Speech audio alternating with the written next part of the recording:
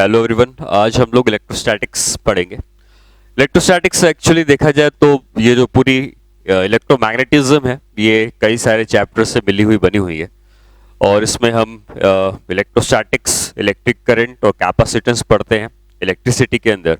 और मैग्नेटिज्म में फिर हम magnetic field, magnetic effect of current, electromagnetic induction, earth magnetism, ये सारी चीज़ें हम लोग मैग्नेटिज्म में पढ़ते हैं। ठीक है, तो हम लोग स्टार्ट करते हैं इलेक्ट्रोस्टैटिक्स से, जो कि एक बड़ा चैप्टर है और इंपॉर्टेंट भी है।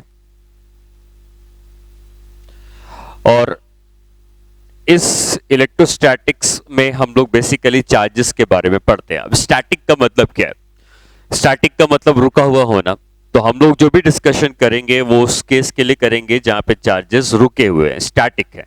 जब चार्जेस मोशन में आ जाते हैं तो करंट फ्लो करने लगती है, उसको हम इलेक्ट्रिक करंट में पढ़ते हैं। इस चैप्टर में हमारा डिस्कशन मोस्टली स्टैटिक चार्जेस के लिए ही रहेगा। ठीक है, अब चार्जेस क्या होते हैं और चार्जेस के बारे में क्या क्या पॉइंट्स हैं वो समझते हैं। तो अब चार्जेस की प्रॉपर्टीज क्या है? तो पहली बात तो आप ये समझिए कि किसी भी बॉडी के पास चार्ज है या नहीं है, या चार्ज न्यूट्रल है। तो न्यूट्रल, कभी भी हम कहते हैं कोई बॉडी न्यूट्रल है तो उसका मतलब ये नहीं है कि उसके पास चार्ज नहीं है।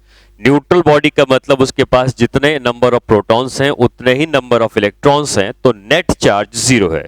अगर किसी के पास नेट चार्ज पॉजिटिव होगा तो उसको पॉजिटिवली चार्ज बॉडी कहेंगे, नेट चार्ज नेगेटिव होगा तो नेगेटिवली चार्ज बॉडी कहेंगे। अब किसी भी न्यूट्रल बॉडी से हम चार्ज, हम देखो जो भी हम निकाल सकते हैं या दे सकते हैं वो इलेक्ट्रॉन की ही बात कर सकते हैं। प्रोटॉन न्यूक्लियस के अंदर होता है, उसको निकालना इतना आसान काम नहीं है। तो जब भी चार्जेस के ट्रांसफर की बात करेंगे कि चार्जेस एक बॉडी से दूसरी बॉडी में ट्रांसफर हो रहे हैं, तो वो ट्रांसफर इलेक्ट्रॉन का ही होता है। ठीक है, तो हम ये कह सकते हैं कि किसी भी बॉडी के पास, अगर ये बॉडी पहले न्यूट्रल बॉडी थी और एक दूसरी बॉडी लेते हैं, इसको भी हम न्यूट्रल मान लेते हैं, तो अगर हम इसमें अंदर से इलेक्ट्रॉन्स निकालते हैं और इसके अंदर शिफ्ट कर देते हैं तो इलेक्ट्रॉन ही एक बॉडी से दूसरी बॉडी में ट्रांसफर किए जा सकते हैं, क्योंकि वो न्यूक्लियस के बाहर होते हैं तो उनको हम बाहर निकाल सकते हैं एटम से। और अगर इलेक्ट्रॉन एक बॉडी से निकल के दूसरी बॉडी में चला जाएगा तो अब इस बॉडी के अंदर डेफिशिएंसी ऑफ इलेक्ट्रॉन हो जाएगी। और जैसे ही इस बॉडी के अंदर डेफिशिएंसी ऑफ इलेक्ट्रॉन हो जाएगा, तो क्योंकि पहले ये बॉडी न्यूट्रल थी, नंबर ऑफ प्रोटॉन्स इलेक्ट्रॉन्स बराबर थे, लेकिन अब ये इलेक्ट्रॉन डेफिशिएंट हो गई है क्योंकि इलेक्ट्रॉन कम हो गया है, तो हम कह सकते हैं कि इस बॉडी के पास अब नेट पॉजिटिव चार्ज आ जाएगा। और यही इलेक्ट्रॉन जब इसके पास गए तो इसके बाद एक्सेस ऑफ इलेक्ट्रॉन हो जाएंगे, और एक्सेस ऑफ इलेक्ट्रॉन होने से अब ये बॉडी कहा जा सकता है कि ये बॉडी नेगेटिवली चार्ज हो गई। तो जब भी कोई बॉडी की हम बात करते हैं कि पॉजिटिवली चार्ज है या नेगेटिवली चार्ज है, तो वो इलेक्ट्रॉन अगर एक्सेस में है, इलेक्ट्रॉन एक्सेस में होंगे तो हम कहेंगे कि वो नेगेटिवली चार्ज है। और इलेक्ट्रॉन अगर डेफिशिएंट है, कम हो चुके हैं, तो कम होने से हम ये कहेंगे कि ये body positively charge. Electron obviously mass रखता है अपने पास, कोई भी चार्ज पार्टिकल मास के साथ ही आता है, ऐसा हो ही नहीं सकता कि चार्ज और मास ना हो। तो जब चार्ज एक बॉडी से दूसरी बॉडी में ट्रांसफर हो रहा है तो मास भी ट्रांसफर हो रहा है, और मास के ट्रांसफर होने से हम क्या कह सकते हैं कि इस बॉडी का मास क्या हो जाएगा, अब डिक्रीज हो जाएगा, और इस बॉडी का जो मास है वो इंक्रीज हो जाएगा।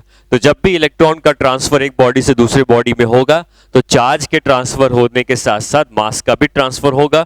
और अगर बॉडी पहले न्यूट्रल हुआ करती थी लेकिन इलेक्ट्रॉन निकल गया है तो अब ये पॉजिटिवली चार्ज हो जाएगी, और यही बॉडी जो न्यूट्रल थी अब इलेक्ट्रॉन एक्सेस में आ गए हैं तो वो नेगेटिवली चार्ज हो जाएगी। ठीक है, ये होता है चार्ज का transfer from one body to another body.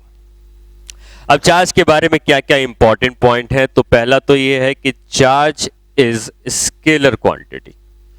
Charge is scalar quantity मतलब इसके पास कोई डायरेक्शन नहीं होता है, इसके पास वैल्यूज होती हैं।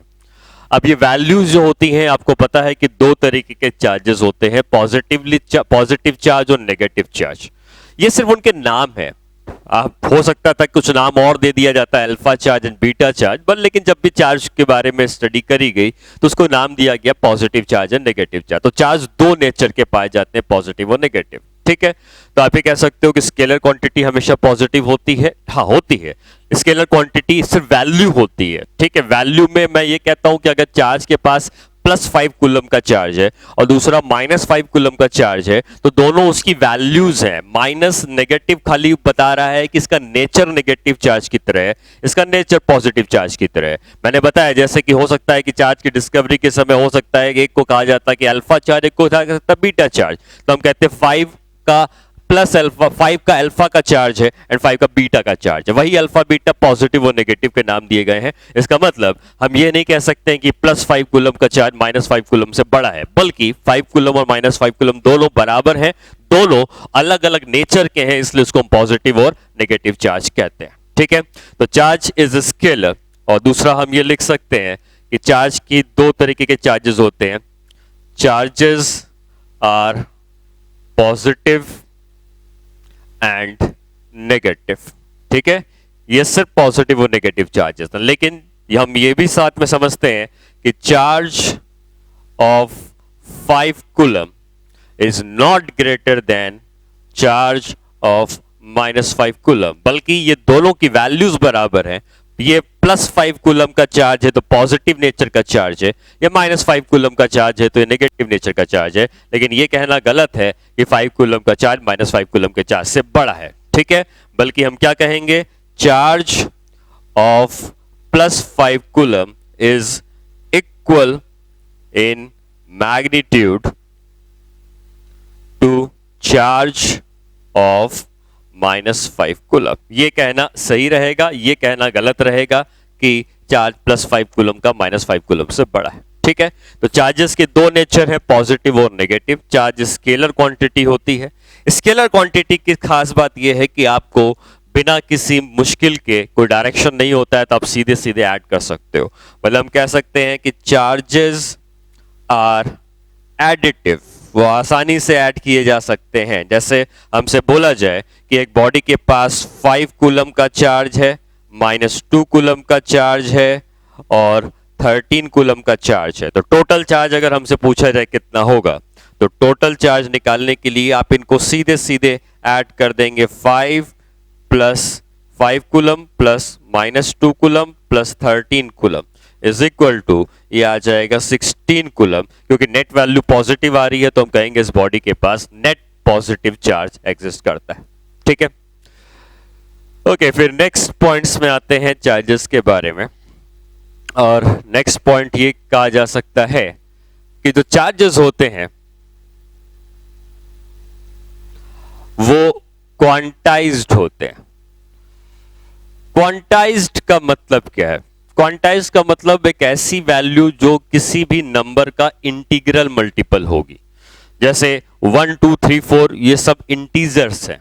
ठीक है, तो अगर मान लो मैंने कहा कि एक चार्ज है Q का, तो अगर हम 1Q 2Q 3Q 4Q 5Q कह रहे हैं तो ये सब क्वांटाइज्ड हैं।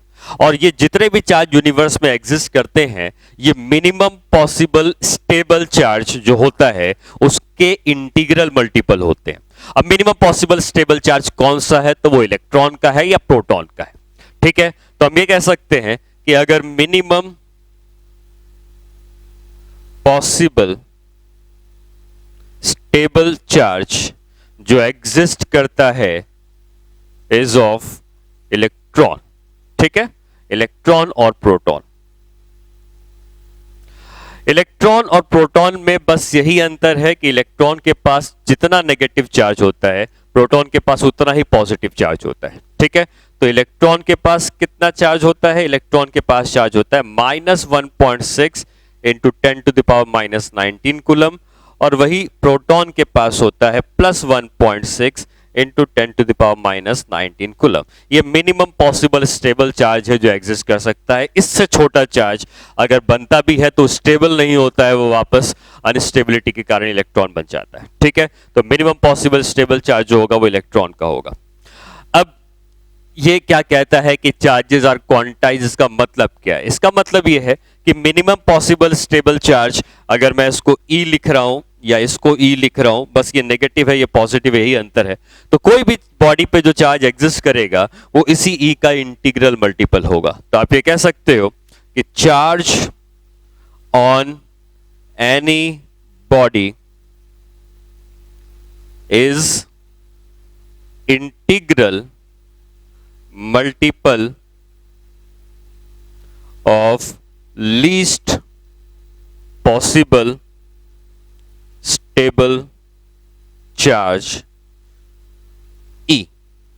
जो मिनिमम पॉसिबल स्टेबल चार्ज है वो इलेक्ट्रॉन का है तो या प्रोटॉन का है, तो किसी भी बॉडी के पास नेट चार्ज जो होगा वो E का इंटीग्रल मल्टीपल होगा, या इसी को हम मैथमेटिकली कह सकते हैं कि जो बॉडी पे चार्ज है वो n टाइम्स ऑफ E के बराबर है, जहां पे n क्या है, इंटीजर है, 1 हो सकता है, 2 हो सकता है, 3 हो सकता है, ये सिर्फ इंटीजर रखेगा और किसी भी बॉडी पे जो चार्ज होगा वो सिर्फ इलेक्ट्रॉन के या प्रोटॉन के इंटीग्रल मल्टीपल के बराबर होगा। तो हम ये कह सकते हैं कि किसी भी बॉडी के पास 1e का चार्ज है, 2e का चार्ज है, 3e का है, 1000e का है, 10,000e का है, लेकिन हम ये नहीं कह सकते कि किसी बॉडी के पास 1.3e का चार्ज है या 2.7e का चार्ज है। फ्रैक्शन अलाउड नहीं है, सिर्फ इंटीजर्स अलाउड है और किसी बॉडी पे चार्ज सिर्फ उसके इंटीग्रल मल्टीपल के बराबर होगा। ठीक है, तो अगर किसी बॉडी पे चार्ज उसके इंटीग्रल मल्टीपल के बराबर है तो इसके ऊपर हम एक क्वेश्चन कर लेते हैं। मान लो हमसे कहा गया कि अ बॉडी हैज चार्ज या there is a point charge of -1 coulomb. Find the number of electrons in it. अब देखो यहां पर दो बातें हो सकती हैं। हो सकता है कि वो बॉडी न्यूट्रल रही हो, उसमें हमने एक्स्ट्रा इलेक्ट्रॉन दे दिए हो तो बॉडी के पास नेट नेगेटिव चार्ज आ गया। लेकिन जब भी पॉइंट चार्ज लिखता है तो पॉइंट चार्ज का मतलब हम ऐसा एज्यूम करते हैं कि किसी भी पॉइंट में हमने इलेक्ट्रॉन्स को खाली लाके रख दिया है। हालांकि इलेक्ट्रॉन रिपल्शन से एक दूसरे से दूर चले जाएंगे, लेकिन कोई ना कोई फोर्स ऐसा हो सकता है जो उन दोनों सबको आपस में पकड़ के रखा होगा और एक पॉइंट में ही सारे के सारे चार्ज आ गए होंगे। तो अब हम ये मानेंगे कि इसमें सिर्फ इलेक्ट्रॉन्स हैं और कितना चार्ज है इसके पास, -1 कूलम का। तो हम ये कह सकते हैं कि अगर इसके पास -1 कूलम का चार्ज है तो ये इलेक्ट्रॉन से ही मिलके बना होगा -1 कूलम। और हम अगर प्रॉपर्टी यूज करते हैं Q = n times of E, तो -1 कूलम का टोटल चार्ज है, n नंबर ऑफ इलेक्ट्रॉन्स मान लेते हैं इसके अंदर है, और हर इलेक्ट्रॉन के पास कितना चार्ज है, 1.6 × 10⁻⁻19 कूलम का। ठीक है, तो -1 कूलम टोटल चार्ज है, n नंबर ऑफ इलेक्ट्रॉन इसके अंदर है, जो टोटल मिला के -1 कूलम बनाते हैं, तो n की वैल्यू हो जाएगी 1 / 1.6 × 10⁻⁻19। तो ये अप्रोक्सीमेटली आ जाएगा 16,586, तो 6.4 जाएगा, तो ये 2 × 10⁻, ये हो जाएगा 10 हो जाएगा, तो ये 19 और 18 आ जाएगा। ठीक है, इतने नंबर ऑफ टोटल इलेक्ट्रॉन इसके पास आएंगे। ठीक है, तो ये तरीका है जिससे आपको अगर टोटल चार्ज दिया है किसी बॉडी के पास कितना है, तो आप कह सकते हो Q = ne होता है, टोटल चार्ज पता होगा, इलेक्ट्रॉन का चार्ज पता है, तो नंबर ऑफ इलेक्ट्रॉन आप उसमें फाइंड आउट करके निकाल सकते हैं। ठीक है, चलिए आगे बढ़ते हैं। क्या क्या प्रॉपर्टी सीख ली हमने ये सीखा कि चार्जेस स्केलर होते हैं, चार्जेस आर पॉजिटिव या नेगेटिव होते हैं, चार्जेस एडिटिव होते हैं, उसके बाद चार्जेस आर क्वांटाइज्ड होते हैं। ठीक है, नेक्स्ट हम पढ़ते हैं जो चार्जेस होते हैं are conserved for isolated system. Charges are conserved for isolated system. Isolated system का मतलब एक ऐसा सिस्टम जो कि बाहरी दुनिया से कोई भी इंटरेक्शन ना रखता हो, उसको हम आइसोलेटेड सिस्टम कहेंगे। और चार्जेस जो कंजर्व होंगे वो सिर्फ आइसोलेटेड सिस्टम के लिए ही होंगे। तो जैसे अगर मैं कहूं कि हम जिस कमरे में हैं उस कमरे में टोटल चार्ज कंजर्व है, तो ये गलत है, क्योंकि इस कमरे से चार्ज बाहर भी जा सकता है और अंदर भी आ सकता है। लेकिन अगर आपने कोई भी ऐसा सिस्टम बनाया है जो कि आइसोलेट हो जाए, जिसका इंटरेक्शन बाहर से नहीं होगा, हम उसी के लिए कह सकते हैं कि टोटल चार्ज कंजर्व होगा। तो अब ऐसा सिस्टम बनाओगे तो अच्छी बात है, या हम ऐसा भी कह सकते हैं जो यूनिवर्स है वो आइसोलेटेड है, यूनिवर्स के अंदर सारी चीजें आ जाती हैं, तो हम ये कह सकते हैं कि जो चार्जेस यूनिवर्स के अंदर हैं वो टोटल कंजर्व हैं। या आइसोलेटेड सिस्टम अगर हम बना पाए जिसका इंटरेक्शन बाहरी दुनिया से ना हो रहा हो, तो हम कह सकते हैं कि उस आइसोलेटेड सिस्टम के अंदर चार्ज कंजर्व होंगे। ठीक है, नेक्स्ट पॉइंट आता है charges are invariant.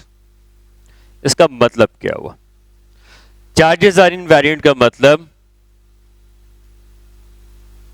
Charge do not change with frame of reference.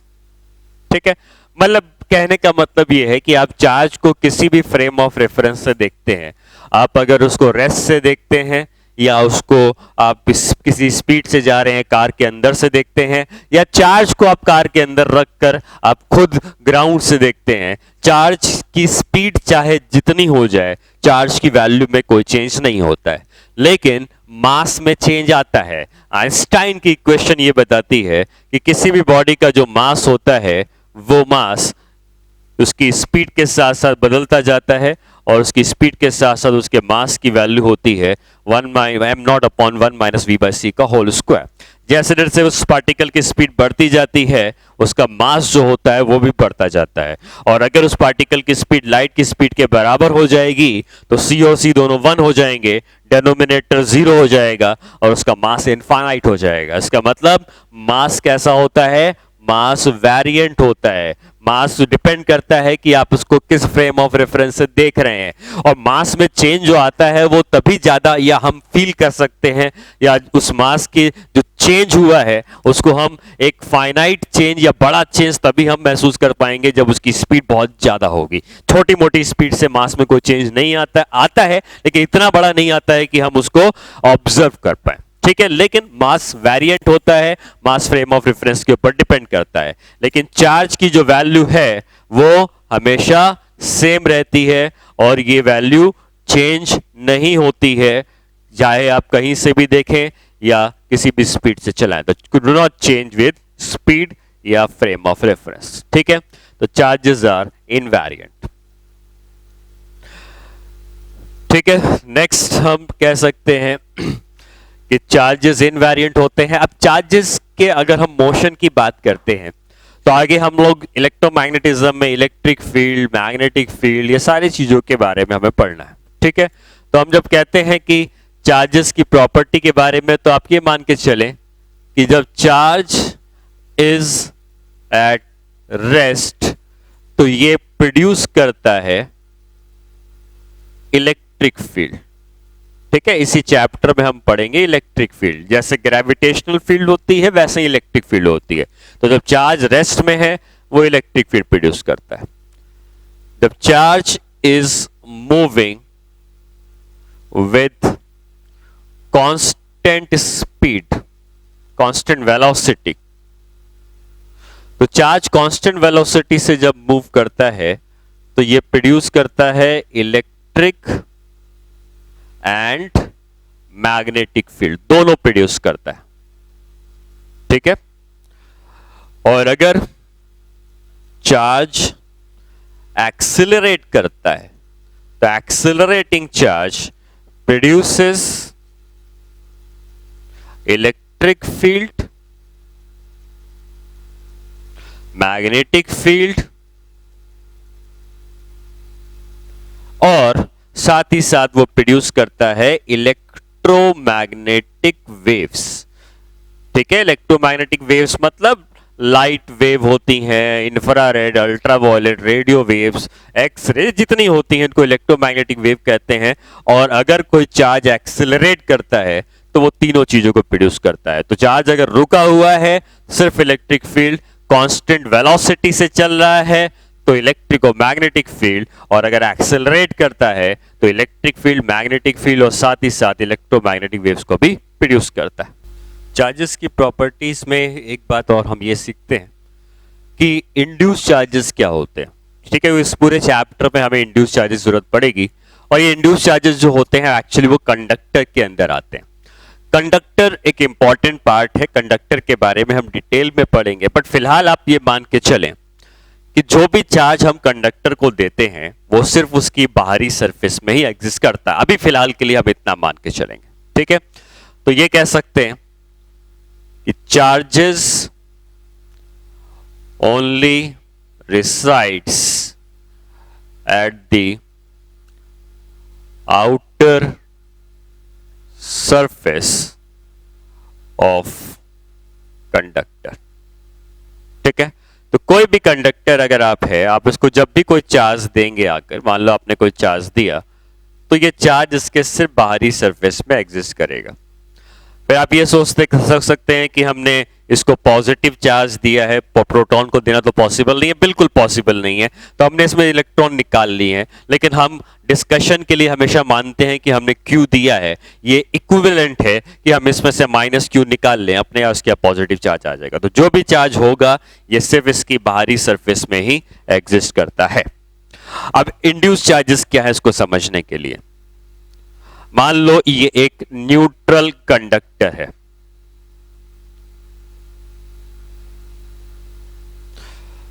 और अगर ये न्यूट्रल कंडक्टर है और इसके सामने ले जाकर मैंने कोई Q का चार्ज रख दिया, ये कोई पॉइंट चार्ज है, पॉजिटिव चार्ज है, तो ये पॉजिटिव चार्ज जो है कंडक्टर के अंदर फ्री इलेक्ट्रॉन्स होते हैं। ठीक है, इंसुलेटर के अंदर नहीं होते हैं, लेकिन जो कंडक्टर होता है उसके अंदर इलेक्ट्रॉन फ्री मूव कर सकते हैं।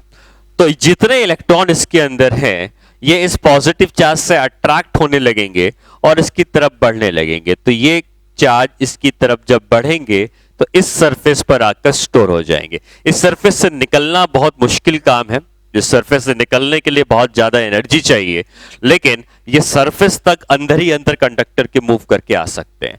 और जब इलेक्ट्रॉन इधर आते जाएंगे तो उसकी जो दूसरी साइड की सरफेस होगी इसमें पॉजिटिव चार्ज जो होगा वो स्टोर होता जाएगा। तो इस सरफेस में नेगेटिव चार्ज स्टोर हो रहा है, उस सरफेस में पॉजिटिव चार्ज आता जाएगा। ठीक है, अब क्या होगा कि ये जो नेगेटिव और पॉजिटिव चार्जेस आए हैं इसको हम कहते हैं इंड्यूस्ड चार्जेस। तो ये जो है ये दोनों, इसको हम कहेंगे इंड्यूस्ड चार्जेस। ये चार्जेस जो है, ये चार्जेस क्यों आए हैं, किसी एक्सटर्नल फैक्टर की वजह से आए हैं। और ये बात आप याद रखोगे कि अगर हम कहते हैं कि इस सरफेस में -Q का चार्ज इंड्यूस हुआ है तो उसकी जो दूसरी साइड की सरफेस होगी उसमें +Q का चार्ज इंड्यूस होगा, मतलब नेट इंड्यूस चार्ज हमेशा कितना होगा, 0 होगा। तो नेट इंड्यूस चार्ज अगर बात करते हैं इस बॉडी की तो नेट इंड्यूस चार्ज कितना है, 0 है। हाँ, एक सरफेस में नेगेटिव चार्ज इंड्यूस हुआ है, एक सरफेस में पॉजिटिव चार्ज इंड्यूस हुआ है। अब अगर हम इस Q की बात करें तो हमें पता है कि जब दो चार्जेस होते हैं तो वो एक दूसरे को अट्रैक्ट करते हैं या रिपेल करते हैं। अट्रैक्ट कब तब करते हैं जब अपोजिट नेचर के होते हैं, और रिपेल तब करते हैं जब सेम नेचर के होते हैं। मान लो इस Q के चार्ज को हमने फिक्स करके रखा है, तो ये Q का चार्ज इस नेगेटिव चार्ज को अपनी तरफ अट्रैक्ट कर रहा होगा, तो इन नेगेटिव चार्ज पर टोटल अट्रैक्टिव फोर्स मान लो F1 का आता है, और यही positive charge in positive charge को रिपेल कर रहा होगा तो इसके ऊपर नेट रिपल्सिव फोर्स F2 का आता है।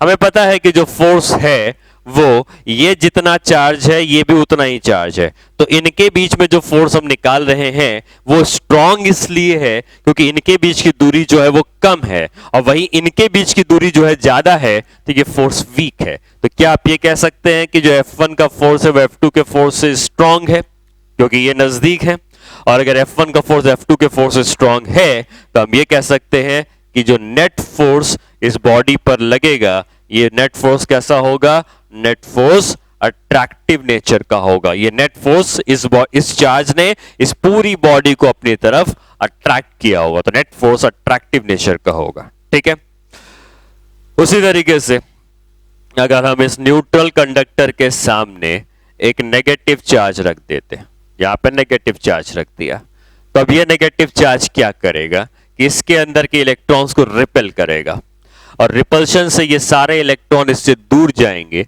और दूर जाके इसकी दूसरी वाली सरफेस पे जाकर इकट्ठा हो जाएंगे, इलेक्ट्रॉन दूर चले गए। और जब इलेक्ट्रॉन दूर चले गए तो यहां से इलेक्ट्रॉन निकल कर चले गए हैं, तो यहां पे पॉजिटिव चार्ज आ जाएगा। क्या यही दोनों इंड्यूस चार्जेस कहे जाएंगे? सिमिलरली उसी तरीके से, और जितना इंड्यूस चार्ज इसके पास प्लस क्यू का है उतना ही इंड्यूस चार्ज के माइनस क्यू का है। नेट इंड्यूस चार्ज अभी भी कितना होगा? नेट इंड्यूस चार्ज अभी भी 0 होगा। ठीक है, लेकिन अब बात करते हैं कि क्या ये नेगेटिव चार्ज इसको अपनी तरफ अट्रैक्ट कर रहा होगा, क्योंकि ये नेगेटिव है और ये पॉजिटिव है, तो इस नेगेटिव चार्ज ने इसको अपनी तरफ अट्रैक्ट किया होगा F1 के फोर्स से, और ये नेगेटिव चार्ज इस नेगेटिव चार्ज को क्या करेगा? रिपेल करेगा, क्योंकि ये दोनों सेम नेचर के हैं। लेकिन अगेन सेम वही इस बात का यूज करते हैं कि ये दोनों एक दूसरे के ज्यादा नजदीक हैं तो ये फोर्स स्ट्रांग होगा, ये दोनों दूर हैं तो फोर्स वीक होगा। तो हम क्या ये कह सकते हैं कि यहाँ पे F1 की वैल्यू F2 की वैल्यू से स्ट्रांग है, और अगर F1 की वैल्यू F2 की वैल्यू से स्ट्रांग है तो हम ये कह सकते हैं कि इस बॉडी के ऊपर इस एक्सटर्नल चार्ज ने नेट फोर्स अट्रैक्टिव लगाया होगा, क्योंकि F1 की वैल्यू F2 की वैल्यू से स्ट्रांग है। तो हम क्या कह सकते हैं कि यहां पर नेट फोर्स अट्रैक्टिव नेचर का होगा। इन दोनों ही केसेस से एक बात तो समझ में आती है कि अगर हम किसी भी न्यूट्रल बॉडी के सामने एक पॉजिटिव चार्ज रख दें, ये न्यूट्रल बॉडी है, न्यूट्रल कंडक्टर है, ये भी न्यूट्रल कंडक्टर है, अभी भी क्या ये न्यूट्रल है? बिल्कुल अभी भी न्यूट्रल है, क्योंकि नेट इंड्यूस चार्ज मिलाकर वो कितना आता? नेट इंड्यूस चार्ज 0 होता। तो अभी भी ये बॉडी न्यूट्रल है, लेकिन नेगेटिव चार्ज इस तरफ आ गए हैं, पॉजिटिव चार्ज इस तरफ चले गए हैं, और इस एक्सटर्नल पॉजिटिव चार्ज ने इस न्यूट्रल कंडक्टर को अट्रैक्ट किया है, और इस एक्सटर्नल नेगेटिव चार्ज ने इस न्यूट्रल कंडक्टर को अट्रैक्ट किया है। मतलब है कि रिजल्ट हम यहां से ये समझते हैं कि चाहे वो पॉजिटिव चार्ज हो या नेगेटिव चार्ज हो, पॉजिटिव और नेगेटिव चार्ज दोनों चार्जेस एक न्यूट्रल कंडक्टर को हमेशा अट्रैक्ट करेंगे।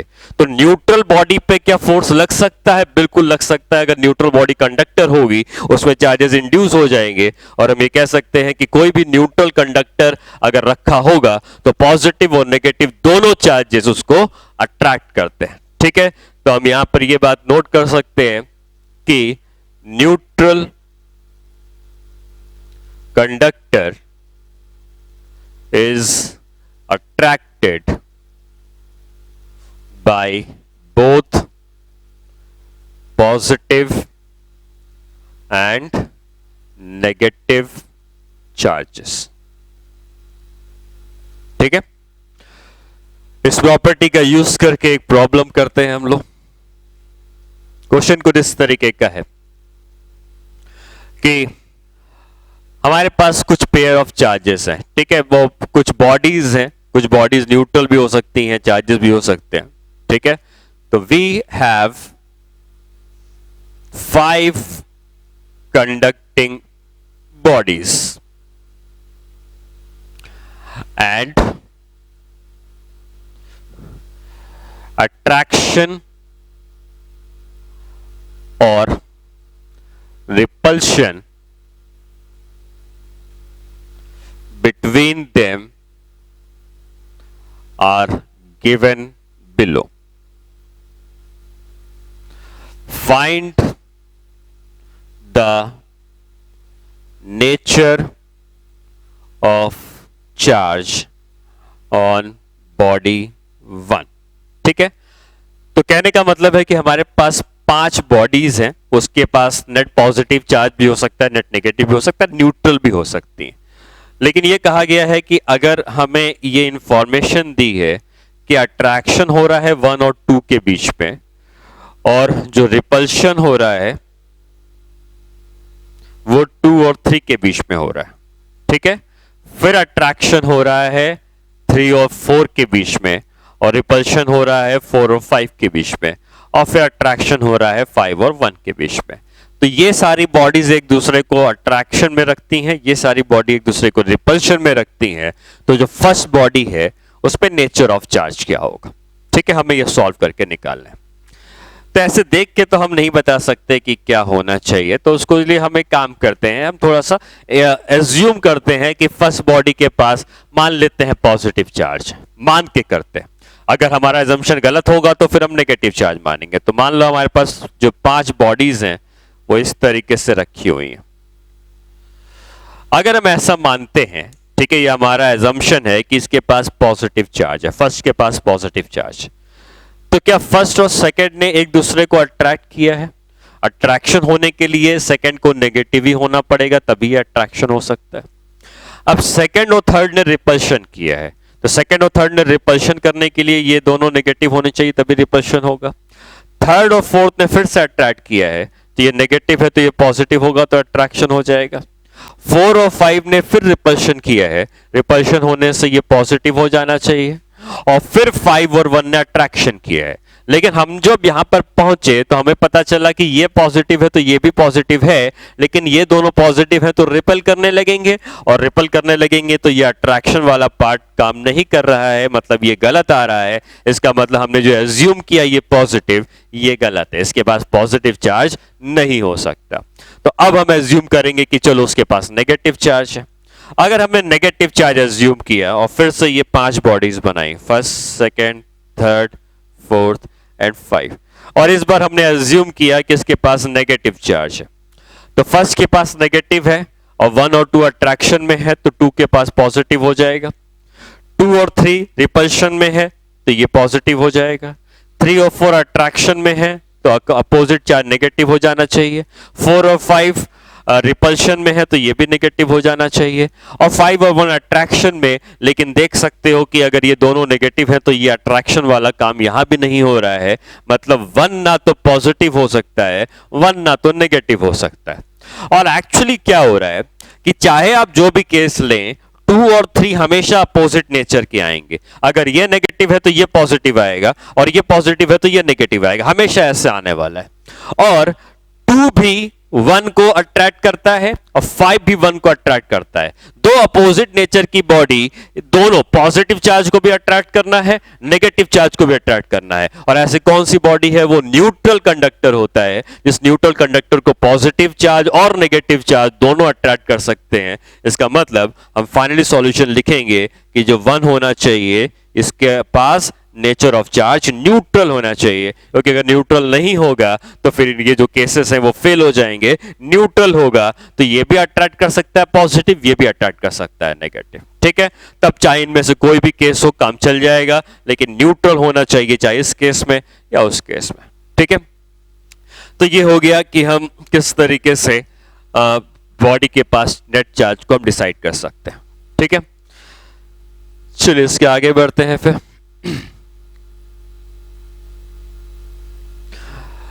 नेक्स्ट हम ये पढ़ते हैं कि जो कूलम्स लॉ है उसके बारे में समझते हैं।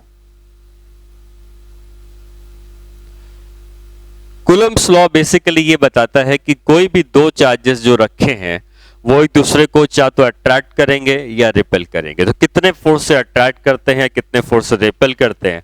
तो अगर हमारे पास एक चार्ज Q1 का है, पॉइंट चार्जेस हैं, एक चार्ज Q2 का है, और ये दोनों चार्जेस एक दूसरे से r की दूरी पर सेपरेटेड हैं, तो इनके बीच में चाहे वो अट्रैक्शन हो या रिपल्शन हो, उसकी वैल्यू होती है K Q1 Q2 by R square.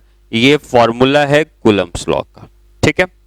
अब इसको यूज कैसे करना है ये समझते हैं। K का मतलब क्या है इसको समझते हैं। Q1 Q2 तो चार्जेस हो गए, R इनके बीच की दूरी हो गई, फोर्स हो गया। अगर ये दोनों सेम नेचर के होंगे तो ये फोर्स रिपल्सिव बन जाएगा, अपोजिट नेचर के होंगे तो अट्रैक्टिव बन जाएगा। कूलम्स लॉ को हम दो तरीके से यूज करेंगे। मोस्टली हम स्केलर वाला फॉर्म यूज करेंगे, हम सिर्फ इस फोर्स की वैल्यू निकालना चाहेंगे, और अगर हम वेक्टर फॉर्म को यूज करना होगा तो उसका अलग तरीका है। अगर हम इस फोर्स का स्केलर फॉर्म यूज कर रहे हैं तो हमें Q1 और जो Q2 है आर यूज्ड विदाउट साइन। हमें Q1 Q2 को साइन के संग यूज नहीं करना है अगर हम स्केलर फॉर्म यूज कर रहे हैं, ठीक है। ये scalar form of Coulomb's law है, और अगर हम स्केलर फॉर्म यूज करेंगे तो हमें Q1 Q2 को साइन के संग नहीं लगाना है। जैसे अगर मान लो ये +3 कूलम है और ये -4 कूलम है, तो यहाँ पे 3 और -4 नहीं, 3 और 4 ही लिखेंगे, चाहे वो नेगेटिव भी होगा, लेकिन हमको यहाँ पर बिना साइन के उसकी वैल्यू को पुट करना है। तो ये बाकी तो हम ये बता ही देंगे कि फोर्स कितना लग रहा है वैल्यू से। बाकी अगर अपोजिट नेचर के होंगे तो वो फोर्स अट्रैक्टिव होगा, सेम नेचर के होंगे तो रिपल्सिव होगा, ठीक है। अब यहां पर k क्या है? k की वैल्यू होती है 1/4 पाई एप्सिलॉन नॉट। ठीक है, ये k की वैल्यू होती है जो कांस्टेंट होता है, और जहां पर एप्सिलॉन नॉट को हम क्या कहते हैं? एप्सिलॉन नॉट को कहा जाता है permittivity of free space. Free space का मतलब वैक्यूम की बात हो रही है। ठीक है, मतलब हम ये मान के चल रहे हैं कि ये दोनों चार्जेस वैक्यूम के अंदर रखे हैं, तो उसके अंदर इनके बीच में जो फोर्स लगेगा उसमें k की जगह 1/4 पाई एप्सिलॉन नॉट आ जाएगा। अगर ये वाटर के अंदर रखे होते तो वाटर की परमिटिविटी आ जाती है। जिस तरीके से रिफ्रैक्टिव इंडेक्स हर मीडियम का अलग अलग होता है, उसी तरीके से दो चार्जेस एक दूसरे के ऊपर कितना फोर्स लगाएंगे ये मीडियम पे डिपेंड करेगा, और ये एप्सिलॉन उस मीडियम के बारे में बता रहा है कि आप किस मीडियम में रख रहे हैं, और मीडियम के बारे में एप्सिलॉन दिया होगा तो हम उसकी वैल्यू पुट करके फोर्स निकाल लेंगे। जनरली हम वैक्यूम मानते हैं या एयर मानते हैं तो उसके लिए epsilon not permittivity of free space कही जाती है। ठीक है, जो k की वैल्यू होती है वो 9 × 10⁻⁹ के बराबर होती है, और यूनिट होती है newton metre square by coulomb square. ठीक है, एप्सिलॉन नॉट की वैल्यू कैसे निकलेगी? अगर आपको ये पता है k कितना है तो एप्सिलॉन नॉट निकालने के लिए एप्सिलॉन नॉट को इधर ले जाओगे, k को इधर ले आओगे तो उसकी वैल्यू याद हो जाएगी, मतलब निकाल सकते हो। आपको सिर्फ k की वैल्यू याद रखनी है, क्योंकि जो भी क्वेश्चन आएंगे उसमें सीधे सीधे k की वैल्यू को पुट करना होता है। ठीक है, अभी कूलम्स लॉ को हमने लिखा तो सही, ये स्केलर फॉर्म हमने इसका लिखा जिसमें हम सिर्फ उसकी वैल्यू पुट करके फोर्स को निकाल सकते हैं कि फोर्स कितना लग रहा है। ठीक है, हम ये बता सकते हैं कि फोर्स की वैल्यू क्या है, तो ये scalar form of Coulomb's law है। अगर हमें डायरेक्शन की भी जरूरत पड़ती तो हम फिर vector form of Coulomb's law में आते हैं। ठीक है, तो हम दोनों फॉर्म समझ लेते हैं। वेक्टर फॉर्म भी मैं बता देता हूं, vector form of Coulomb's law. Vector form of Coulomb's law में क्या होगा कि आपको दो चार्जेस जिनके बीच में फोर्स निकालना है उनकी पोजीशन दी होगी। तो हो सकता है कि ये चार्ज Q1 का हो, ये चार्ज Q2 का हो। ठीक है, ये दोनों चार्जेस पॉजिटिव, या एक पॉजिटिव एक नेगेटिव, या दोनों नेगेटिव हो सकते हैं। अब ये चार्ज जहां पे रखा है उसका कोऑर्डिनेट है x1 y1 z1, और दूसरा चार्ज जहां रखा है उसका कोऑर्डिनेट x2 y2 z2। अब ये दोनों चार्ज एक दूसरे पर फोर्स लगा रहे होंगे। ठीक है, तो अगर हम ये पता करना चाहते हैं कि एक चार्ज ने दूसरे चार्ज पर कितना फोर्स लगाया है, तो ये फोर्स की जो मैग्नीट्यूड है, मैग्नीट्यूड तो आपको पता ही है, कैसे निकाल सकते हैं कि Q1 Q2 by R square, ये मैग्नीट्यूड हो गया। दूसरा पार्ट आता है डायरेक्शन निकालने का। अगर दोनों चार्ज सिमिलर नेचर के होंगे तो फोर्स रिपल्सिव हो जाएगा, अपोजिट नेचर के होंगे तो फोर्स अट्रैक्टिव हो जाएगा। तो जब मैं लिख रहा हूं कि फोर्स ऑन 2 ड्यू टू 1, ठीक है, इसका मतलब होता है force on charge Q2 by Q1। Q2 के ऊपर Q1 वाले चार्ज ने कितना फोर्स लगाया। ठीक है, हम ये पता करना चाहते हैं Q2 वाले फोर्स ने Q1 वाले चार्ज पे कितना फोर्स लगाया, इसको हम लिखेंगे फोर्स ऑन 2 ड्यू टू 1। अब ये फोर्स कितना लगाया ये कैसे हम फाइंड आउट करते हैं? तो आप ये समझिए कि ये जो फोर्स हम निकालेंगे इसका जो रिजल्ट आएगा वो आएगा k Q1 Q2 upon R cube. ठीक है, R क्या है मैं बताता हूं। R ऑब्वियसली इनके बीच की दूरी होगी, और यहां पर एक वेक्टर आ जाता है जिसको हम कहते हैं, अगर हम फोर्स 2 पे निकालना चाहते हैं 1 की वजह से, तो एक वेक्टर आना चाहिए जो 2 पर जाए 1 से। ठीक है, ये आ जाता है बेसिकली। तो ये जो फोर्स का वेक्टर फॉर्म है इसमें k Q1 Q2 by R cube. ठीक है, ये तो सिर्फ वैल्यूज हैं, और यहां वेक्टर R2 to 1। अभी वेक्टर R2 to 1 कैसे निकालेंगे? वेक्टर R2 to 1 निकाल देंगे हम। 2 पे जा रहा है तो x2 minus x1 i cap, y2 minus y1 j cap, and z2 minus z1 k cap. ठीक है, मतलब अगर हम सेकंड चार्ज पे फोर्स निकालना चाहते हैं फर्स्ट चार्ज की वजह से, तो सेकंड का कोऑर्डिनेट माइनस फर्स्ट का कोऑर्डिनेट आई कैप, वही जे के वाई के संग वही जेड के साथ। ठीक है, और आर क्या है? आर इनके बीच की दूरी है।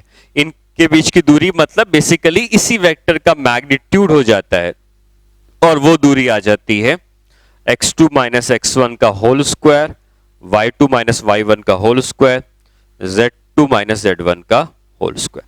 ठीक है, तो ये हो गया वेक्टर, ये जो जरूरत है हमको यहां पर, ये इसका मैग्नीट्यूड है जिसकी वैल्यू यहां पर लिखी हुई है। ठीक है, और बाकी आप वैल्यू पुट करके निकाल सकते हो। बस एक बात का ध्यान रखना, ये वेक्टर फॉर्म है तो Q1 and Q2 are used with sign.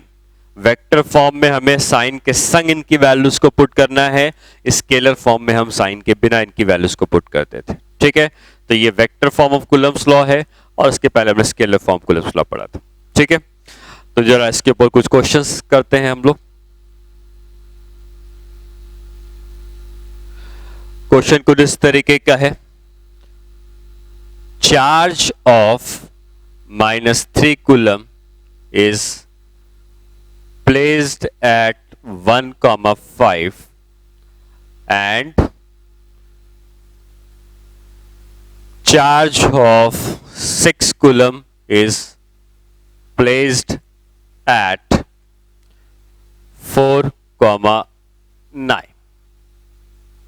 ठीक है, find force on 6 coulomb by -3 coulomb in vector form.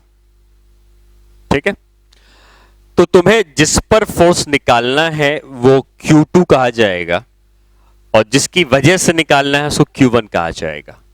तो हमें फोर्स निकालना है किस पे, 6 पे, तो एक्चुअली ये Q2 का काम करेगा और जो -3 की वजह से निकालना है उसे Q1 का काम करेगा। ठीक है, मतलब ये वाला चार्ज सेकंड कोऑर्डिनेट पर है। ठीक है, second coordinate x2 y2 z2 और ये वाला charge first coordinate x1 y1 z1। Force की वैल्यू हम जब लिखते हैं तो फोर्स आ जाएगा k की वैल्यू कितनी है 9 into 10 to the power 9 q1 q2। q1 कितना है, q1 है हमारे पास -3, q2 है 6 और जैसा मैंने बताया कि यहाँ पे आपको चार्जेस को विद साइन पुट करना होता है। ठीक है, जब हम वेक्टर फॉर्म यूज करते हैं, divided by R cube into vector R21, यही तरीका है हमें लिखने का। अब R21 कितना है, तो वेक्टर R21 हम लिख सकते हैं कि सेकंड कोऑर्डिनेट मतलब इसका कोऑर्डिनेट माइनस फर्स्ट कोऑर्डिनेट, मतलब ये हो जाएगा 4 - 1 i cap plus 9 - 5 j cap. ठीक है, के यहाँ पे नहीं है तो के की जरूरत भी नहीं होगी, तो 3 i cap plus 4 j cap. ठीक है, और r कितना होता है, r हो जाता है इसी का मैग्नीट्यूड, मतलब 3 स्क्वायर प्लस 4 स्क्वायर कितना आ गया, ये 5 आ गया। ठीक, और ये दोनों वैल्यूज अगर निकल गई तो हम इसको उठा के यहां रख देंगे तो हमारे पास आ जाएगा ये 18 हो जाएगा, ये माइनस हो जाएगा और 18 multiplied by 9 is equal to 162। तो -162 into 10 to the power 9 divided by r का क्यूब, मतलब 125 मल्टीप्लाइड बाई वेक्टर दिस, और this vector is 3i cap plus 4j cap. ये हो जाएगा फोर्स इन वेक्टर फॉर्म और ये फोर्स डायरेक्शन भी बता रहा है। ठीक है, इस तरीके से आपको अगर वेक्टर फॉर्म में रिजल्ट निकालना होगा तो ये तरीका हम यूज कर सकते हैं। ओके, चलो ठीक है, नेक्स्ट पार्ट में आते हैं। नेक्स्ट क्वेश्चन कुछ इस तरीके से हमको दिया है, मान लेते हैं।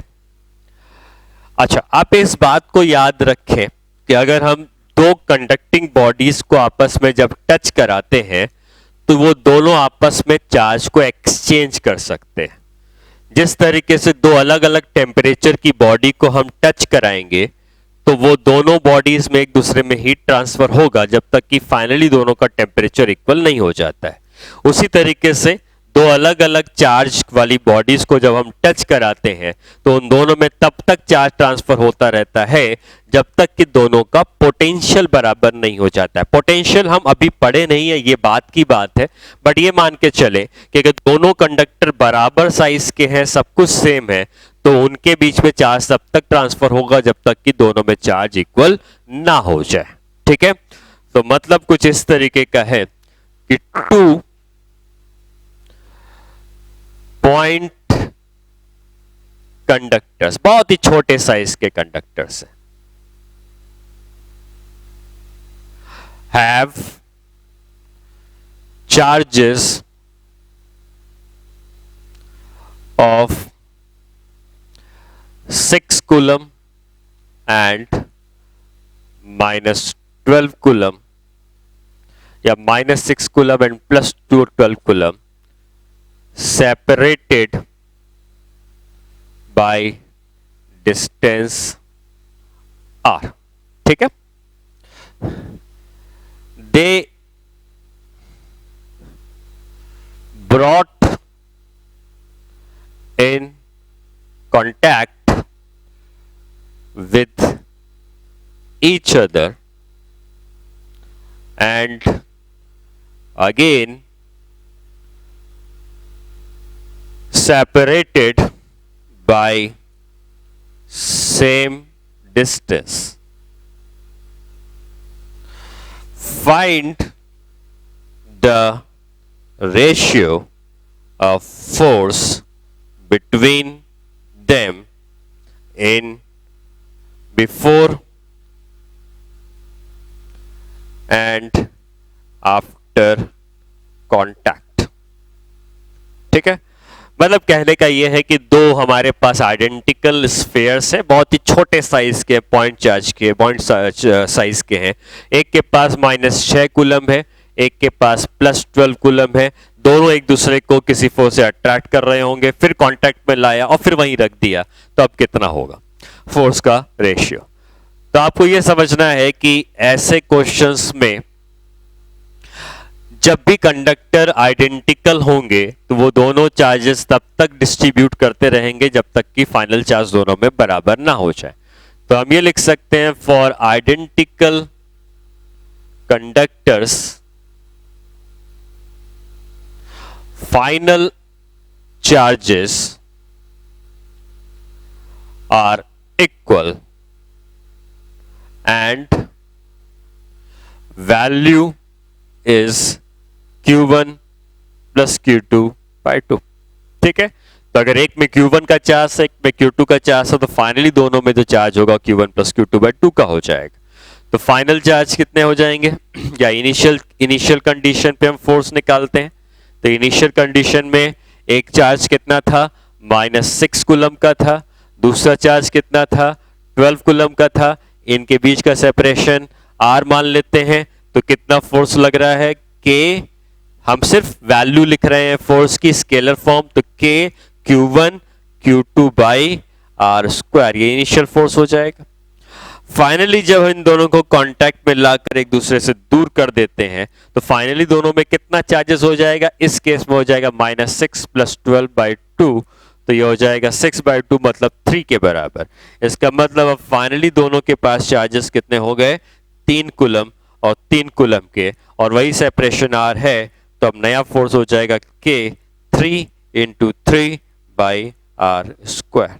ठीक है, हमसे पूछा गया है इन दोनों फोर्सेस का रेशियो, तो हम कह सकते हैं कि F1 बाई F2 का जो रेशियो होगा, जब डिवाइड करेंगे K by R square cancel हो जाएगा, 6 × 12 बाई 3 × 3 यही बचेगा। तो ये 2 और ये 4, और 2 और 4 कितना हो जाएगा, 8:1। ये फाइनली इन दोनों में फोर्स का रेशियो हो जाएगा। ठीक है, अच्छा नेक्स्ट क्वेश्चन ये है,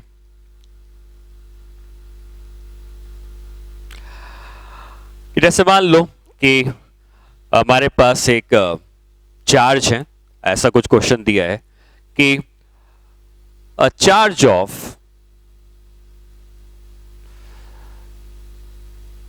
Q1 is placed in front of another charge of मान लो Q2 in 2 cases। केस 1 है Q2 is a point charge, ठीक है, और केस 2 जो है Q2 is distributed on the external surface of conductor.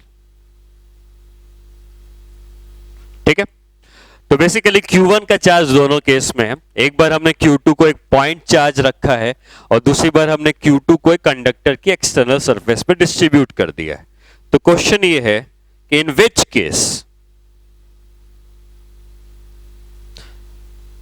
Force between them is stronger. ठीक है, किस केस में उनके बीच में लगने वाला फोर्स ज्यादा स्ट्रॉन्गर होगा। ठीक है, तो अगर इस बात को हम इसमें समझे कि क्या कहा जा रहा है, तो एक Q1 का चार्ज है और एक Q2 का चार्ज। ठीक है, पहले केस में, और दूसरे केस में Q1 के चार्ज के सामने एक स्फीयर रखा गया है और इसमें हमने Q2 का चार्ज डिस्ट्रीब्यूट कर दिया। दो केसेस होगा।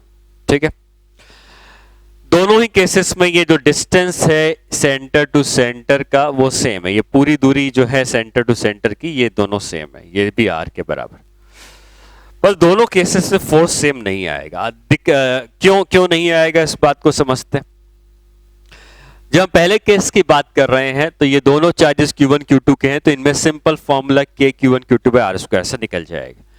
लेकिन हमें ये पता है कि हम ये जो Q2 है ये इसकी सरफेस में डिस्ट्रीब्यूटेड तो है, लेकिन जब हम किसी कंडक्टर के सामने चार्ज रखते हैं तो क्या वो इलेक्ट्रॉन को अपनी तरफ खींचने लगता है। तो अगर इस Q2 को, अगर ये Q1 नहीं होता तो ये Q2 जो है इस तरीके से इसकी पूरी सरफेस में डिस्ट्रीब्यूट होता। ठीक है, बराबर बराबर हर जगह डिस्ट्रीब्यूट होता अगर ये नहीं होता। लेकिन क्या इसके होने से ये इसके अंदर के इलेक्ट्रॉन को अपनी तरफ खींचने लगेगा, और इलेक्ट्रॉन को अगर अपनी तरफ खींचने लगेगा तो जब इलेक्ट्रॉन इधर आएंगे तो क्या ये इलेक्ट्रॉन से कुछ पॉजिटिव चार्जेस यहां से कैंसिल हो जाएंगे, कुछ पॉजिटिव चार्जेस कैंसिल हो जाएंगे, और वही इलेक्ट्रॉन नेगेटिव चार्ज इधर इंड्यूस होगा तो पॉजिटिव इधर इंड्यूस हो जाएगा, और पॉजिटिव इधर इंड्यूस होने से तो क्या यहां के नेट पॉजिटिव चार्ज बढ़ जाएंगे। ठीक है, टोटल चार्ज है तो Q2 का ही, क्योंकि नेट इंड्यूस चार्ज जीरो होता है, आपको पता है। तो नेट इंड्यूस चार्ज जीरो है, लेकिन जो नेगेटिव इधर आया था उसने कुछ पॉजिटिव को कैंसिल कर दिया, तो इधर के पॉजिटिव चार्जेस कम हो गए, और वही पॉजिटिव चार्ज इधर आए तो इधर के पॉजिटिव चार्ज बढ़ गए। तो आप क्या कह सकते हो कि ओवरऑल जो भी Q2 का चार्ज है वो ज्यादा दूरी पर है एज कंपेयर टू ज्यादा नजदीक जो है। तो जो दूरियां हैं आप देख सकते हो, मैक्सिमम चार्ज इससे ज्यादा दूर चला गया है, और मैक्सिमम चार्ज अगर दूर चला गया है तो इस केस में फोर्स अगर F1 था, इसको फेस में फोर्स F2 था, तो F1 की वैल्यू F2 के फोर्स से ज्यादा आएगी। रीजन, नेट चार्ज दूर चला गया है तो फोर्स कम हो जाएगा। ठीक है, तो ये क्वेश्चन कई बार पूछ लेता है, तो इसको इस तरीके से हमें सॉल्व करना है।